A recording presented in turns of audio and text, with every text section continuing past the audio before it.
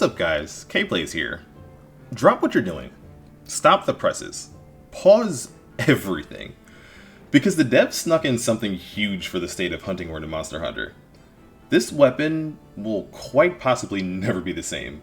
And no, I'm not engagement baiting. I'm absolutely floored over the information I just found out because, well, I'm just gonna stop dragging things out and say it. Attack Up is dead. Pocket Horn is dead. And that has major implications for the full game. Let me explain. I'll be giving credit to the HornPub Discord for leading me to test this out for myself. I was a bit skeptical because of how crazy the information might have been, but it's true. I just released a video on the changes between the demo and the beta for Hunting Horn specifically, but there's a more general overall change you might notice when going to the stats screen. Bloated attack values are back, which, if you don't know what those are basically purely visual multipliers Capcom uses to try to show the differences between weapons. For example, a greatsword and a pair of dual blades might have the exact same true attack value, but bloated attack makes the former seem like it has bigger numbers because it's slower but heavier hitting. We didn't have these in the public demos, as I showed you guys in my New York Comic Con footage when I was testing out whether or not self-improvement was shared between the other weapons. Every weapon just showed the same 100 base raw. We won't be talking about this change in detail today though, but just keep that in mind while we look over these numbers. Long story short, bloated values aside, all the weapons in the beta still have that 100 true raw. What's more important here is the multipliers. If you remember my testing in the Comic-Con footage, you'll recall that the song buff numbers were 10% for self-improvement, 10% for attack up at its base level, and 15% when you encore it, for a total of 26% when you stack up everything together. That total number is actually still the case in the beta, but I'm bringing these specific ones back to your attention to say this. Throw them away. Erase them from your memory. They no longer exist. Now, they're a little rough because of rounding, thanks to bloated attack values, but now the numbers are as follows. Self-improvement is 20%, and attack up looks to be either 3 to 4%, or 3 to 4 true raw depending on whether it's a multiplier or a flat number increase. Yeah.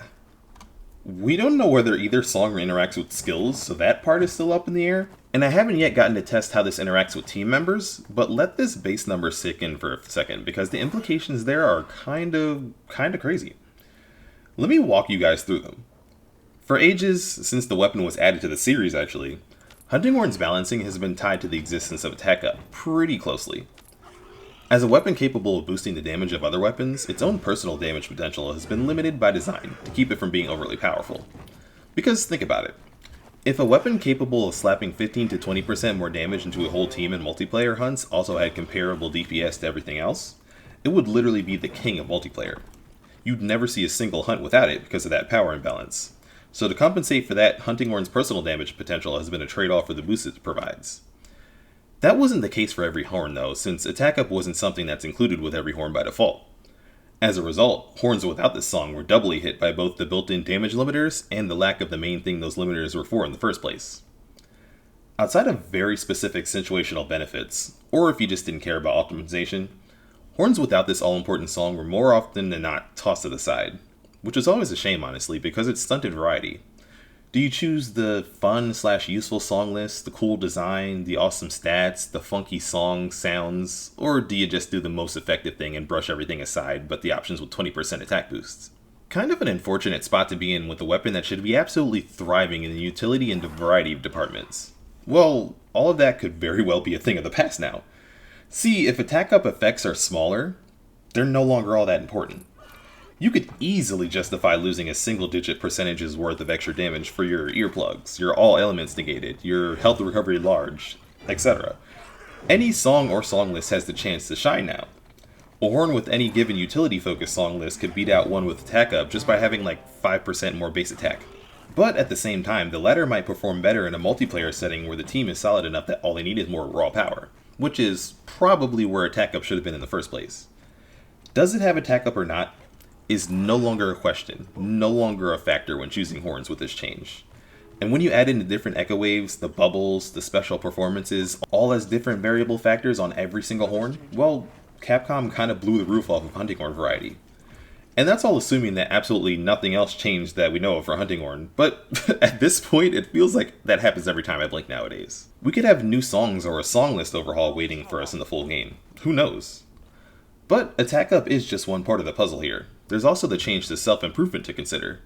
That song actually is on every Hunting Horn. meaning that every hunting horn now will be carrying around that personal 20% damage increase. Emphasis on personal, since the fact that this song doesn't carry over to other weapons still remains true post-change. Y'all know what that means, right? This is what the devs were referring to when they said they'd be keeping pocket horning in mind and designing things in such a way that it's not really the go-to way to be using the secondary weapon mechanic. Realistically, speedrunner or casual player, very few players will be taking the time to swap to hunting horn and back to maintain a less than 5% damage boost. Possible and other songs are fair game, of course, but let's be real. A good 99.9% of people planning to or talking about pocket horning only had attack up in mind. Definitely won't be a thing now, though. Funnily enough, like I predicted, pocket bowgun is probably going to be the most popular secondary exploit weapon now, between demon ammo for boosting damage and status ammo for utility. All the current fastest demo speedruns are using a secondary bowgun to boost themselves before swapping to their main. Sound familiar? Because this is exactly what we thought we'd be using with hunting horn. Could this be a problem necessitating a pocket bowgun problem video? Maybe, but I sure ain't making it, because yes, I'm completely biased and don't really care. I'm a dedicated hunting horn player, and let's be real, people will absolutely still be using bowguns for more than just this. And speaking of hunting horn users, players looking to use it primarily, on the other hand, are getting a huge treat. On top of all the extra variety, with the shift away from secondary hunting horn this adjustment is likely to cause, chances are that if you're packing a horn, it's to actually use a horn, not a long sword, bow, or any other weapon with free song bust slapped on top. When you do, you'll also have the benefit of finally being able to use the weapon properly balanced for both team and solo play. The majority of horn's damage boosting potential is concentrated firmly on the horn itself, leaving what you share to be mainly helpful buffs instead of always being expected to be a one-trick pony. If you're duding alone like I do from time to time, you'll be free of the whole using a multiplayer balanced class to solo thing we've been dealing with for ages. Especially since, and I literally just found this out as I was uploading my last video where I mentioned damage numbers being largely the same, we got a nice set of motion value buffs across a good chunk of the moveset. Bringing things back over to the multiplayer setting, that'll counteract what people may see as a nerf with attack up no longer boosting teams quite as much. It quite literally doesn't need to. You and your shiny new, stronger than ever Wild's Dude Stick are what increase your team's damage potential. Not by claiming their buff power is technically yours, but by dropping some bubbles and unleashing hell through horn smacks and sound waves. So, to recap, all attack up all the time? Most likely gone. Pocket horn? Taken out behind the shed. Hunting horn's power? Boosted. Hunting horn variety? Most likely boosted as well. Wilds truly will be the best Monster Hunter title ever for the best Monster Hunter weapon ever. The good news just does not stop rolling in for us. With that said though, I'm going to use some of this big dude energy on the poor unsuspecting monsters of the Windswept Plains.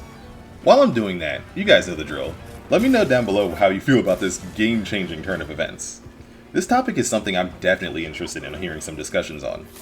Until next time though, this has been another K-Plays, and I hope you enjoy the rest of your day.